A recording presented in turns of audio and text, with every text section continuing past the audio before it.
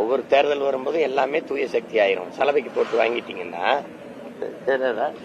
வெளுக்கு போட்டு வாங்கினீங்கன்னா தூய சக்தி தீய சக்தி. அதுல உங்களுக்கு தெரியாததா? அதுல யாரு தீமை? தீமைனா எது தீமைன்னு சொல்லணும். எதனால இது தீய சக்தி? எதனால தீய சக்தி? அது என் தம்பிக்கு இப்பதான் தெரிய வருதுங்கிறத நினைக்கும் போது வியப்பாரு. அவரே 21 போட்டு போட்டேங்கிற சொல்றாருல, என் ஓட்டையும் உங்க ஓட்டையும் வாங்கி நம்மளை ஏமாத்திட்டாங்க.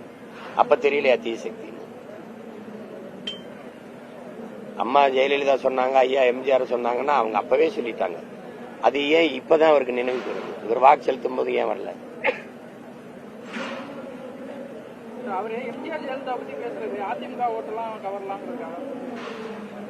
யார் ஓட்டையும் யாரும் எடுத்துட்டு போங்க. அண்ணன் சொல்றேங்க, இங்க எம்ஜிஆருக்கு, ஜெயலலிதாவுக்கு, ஐயா ஈவேரா அவர்களுக்கு, தாத்தா காமராஜுக்கு, அம்மா எங்க அம்மா அஞ்சலைக்கு, இப்படி இல்லை, இவங்களுக்கு எல்லாம் இல்ல. தம்பி நினைச்சுக்கிட்டு இருக்காரு இந்த கொள்கை தலைவர்களுக்காக இந்த மக்கள் கூடுறாங்க. அவரை பார்க்க வந்து கூடுறாங்க, அவ்வளவுதான்.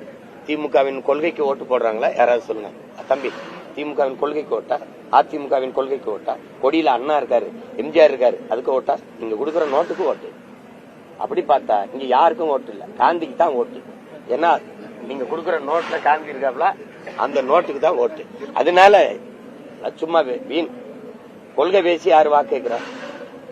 எங்களை தவிர கொள்கை பேசி யாரு வாக்கு கேட்கிறா? நாங்க வந்தா அதை செய்வாங்க, எதுவும் பேசுறது இல்ல.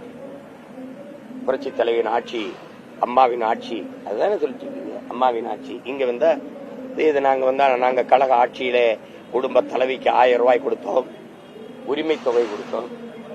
என்ன 1000 ரூபாய் உரிமை தொகை? அது கலைஞரின் உரிமை தொகை. அவருக்கு என்ன அதுல உரிமை தொகை? அவர் பரம்பரை சொத்து, ஏதோ சேர சோழ பாண்டியர் பரம்பரை, அதை வித்துட்டு கொண்டாந்து ஏன்னா